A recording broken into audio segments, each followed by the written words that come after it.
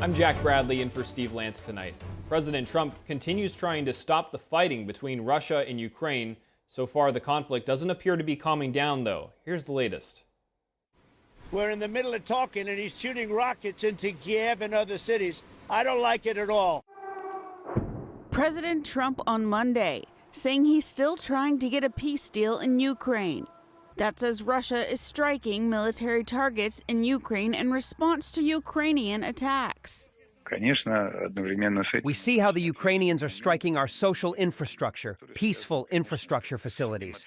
This is a retaliatory strike, and a strike precisely at military facilities, at military targets.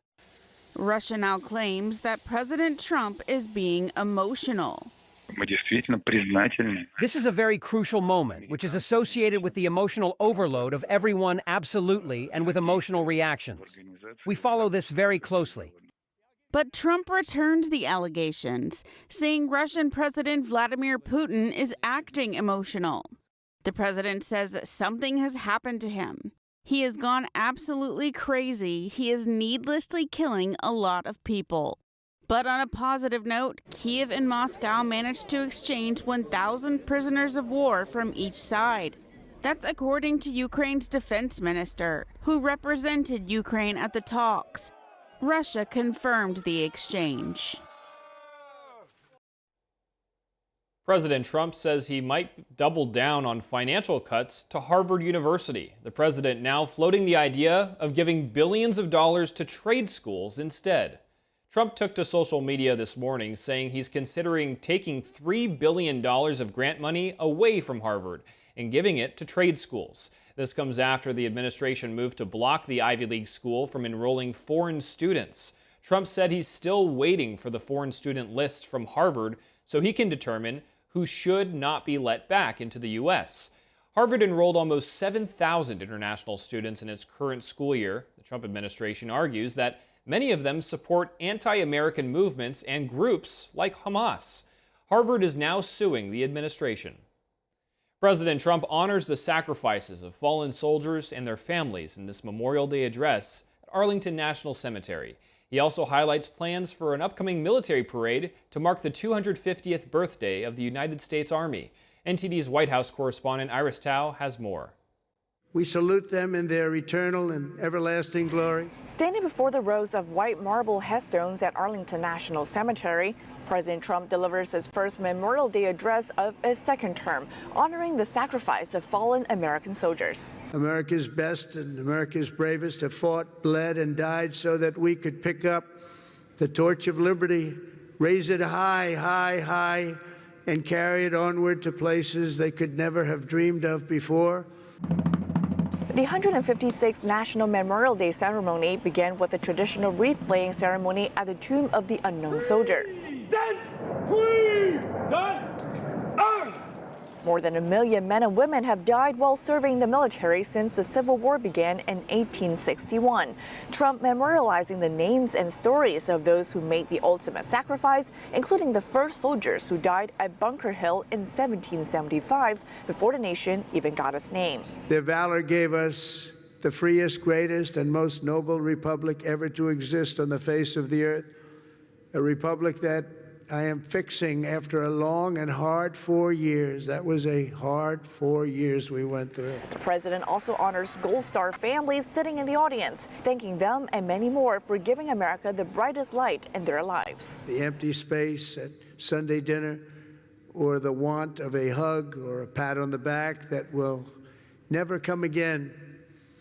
Every Gold Star family fights a battle long after the victory is won, and today, we lift you up and we hold you high. And this Memorial Day, Trump says, holds special significance as it marks 250 years since the first American patriots gave their lives for independence. He highlights an upcoming military parade and says it's God who arranged for it to happen during his current term. I'm glad I missed that second term where it was, because I wouldn't be your president. Amazing the way things work out. God did that. I believe that too. Before heading to the Arlington National Cemetery, President Trump wrote a flurry of posts on Truth Social, criticizing judges who are blocking his administration's agenda. He says he hopes that the Supreme Court and compassionate judges will protect this country from what he calls harmful decisions. Reporting from the White House, Iris Tao, NTD News. From being wounded in combat to surviving an ambush thanks to the heroic sacrifice of a fellow American, retired Major General Arnold Punaro's story is one of duty, resilience, and gratitude. I sat down with him to hear why, for someone raised in a family devoted to service, there's no greater calling than serving one's country. General Arnold Punaro, thank you so much for joining us here today. It's such a privilege to be with you. Now, I want to ask you, as a Purple Heart recipient, what does Memorial Day mean to you?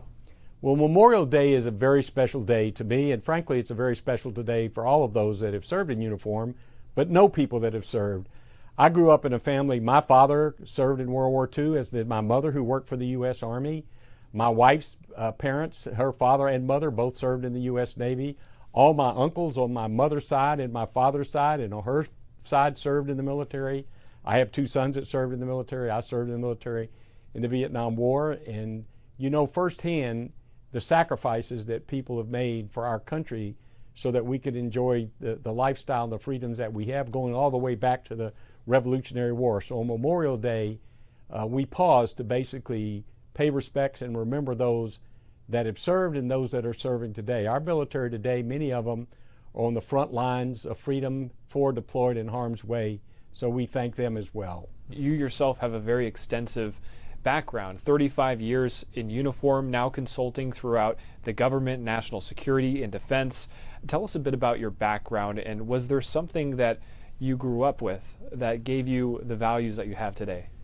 Well, I grew up in a family, as I mentioned. My father served in World War II. My mother, they were both in leadership. My mother was a school teacher. My father was a small businessman. He'd gone to the Citadel, served with Patton's Army in World War II. You grew up with those kind of the greatest generation, and the ethics and the integrity and the do the right thing hopefully rubbed off on some of his kids. It certainly rubbed off on me. So, you know, it was that great example. And then, of course, having the opportunity to serve with Marines in combat. All the Marines that served with me in my platoon were all draftees. I went in the Marine Corps in the peak year of the draft in the Vietnam War, a very unpopular war here at home. You learn a lot from individuals that are willing to make those kind of sacrifices. When you're going through high stakes situations, how do you handle pressure? What gives you strength in those moments? Well, I've got to be thoughtful about that. Is when you are in the intensity of combat as a small unit commander in Vietnam, and let's be honest, at any moment your life could be at risk, but more importantly, you feel the pressure of making sure you keep your Marines safe. And even though you have missions that you have to carry out that are very dangerous, you want to do that in a way to basically keep your Marines as safe as possible. A lot of pressure, but then you learn from that, and you learn tactics, and you learn some leadership principles that help you deal. And so even though I feel like in my own life, both when I'm working on the Hill or working in industry, working now, you know, consulting and things like that, you get in a lot of pressure situations. But once you've been, as all our military, and I'm not saying I'm anything unique, all the many millions of people that have served in uniform, when you've been in harm's way, you learn how to deal with pressure. And so that's helped me a lot. Can you share with us a moment or a story when, in your military career, you fulfilled one of your goals or values? The main thing would be probably in Vietnam, when I was wounded in combat January 4th, 1970. I was moving my platoon into a situation that I knew was dangerous, and I told my superiors it was dangerous, and they didn't listen to me, so I spread our unit out, but we still got ambushed, and my corpsman was seriously wounded, and I was giving him first aid. Then I got hit by a sniper and was out in the middle, and sniper bullets were whacking all around me, and a young Marine Corporal, Roy Hammonds, came out of a totally safe position. Here was an individual that it was in a different platoon. I didn't know him. He would rotate back home in 2 weeks, so he'd been in Vietnam 12 and a half months. He had no business coming out to try to help me, yet he came out, saved my life, and unfortunately lost his life in doing that by taking sniper bullets that would have hit me that hit him. I pulled him to the shore and tried to save him, but I couldn't. And that never goes away from me. So every day that I get up, every breath that I take, I thank Corporal Roy Hammond, for doing what he did. And I've taken my grandkids down to the Vietnam Wall so they can, etch his name and tell them, if it hadn't been for Corporal Hammond, you wouldn't be here. What's your philosophy in service? Is there a North Star that guides you? I think people need to give back. People need to serve. They need to do something greater than themselves for their government. That's certainly what's kept our country going for many years. God bless the people that are willing to come in government for any administration and serve in these very difficult jobs. The people in the military. Freedom is not free. People need to make sacrifices. And there's no higher good than serving one's country. And as far as the American dream, how did your experiences lead you to believe in the American dream? Well, I would say I'm an individual that grew up in a small town in Georgia, Macon, Georgia. My family were hardworking. We didn't have some wealth fund and didn't have a billionaire, passing money down. You work for what you work for, and you earn your living, and you do the right thing. And so I would say for somebody like me that got to start in a small town to be able to serve in the United States Marine Corps, to be able to work in the United States Senate, to be able to work in industry at high executive levels, to be able to write 3 books, to be able to serve his country, continue to serve on boards and commissions, and hopefully try to make a difference in the policy world. I would say that's what the American dream is all about. So what would you say to inspire others considering going into the areas of defense? I would say that, my personal experience, and I think the personal experience of the crowd I run with that have served in uniform and served in government, there is no greater calling and no greater satisfaction than serving one's country. What's made this country great is people willing to sacrifice it at points in their career, and everybody needs to do that. And guess what? They'll be glad they did. When you get up in years towards the tail end of your career, like individuals like myself, I look back and I don't regret 1 second, that I served in government and served in uniform, and they'll have that satisfaction. They may not know it now, and I tell my own kids that and tell my grandkids that, and people that are willing to listen. You'll be so glad that you did. General Arnold Punaro, thank you so much for sharing your perspective with us today. Thank you. It's a privilege being here. Thank you for watching the Capitol Report. If you want to see our full broadcast, check us out at epochtv.com.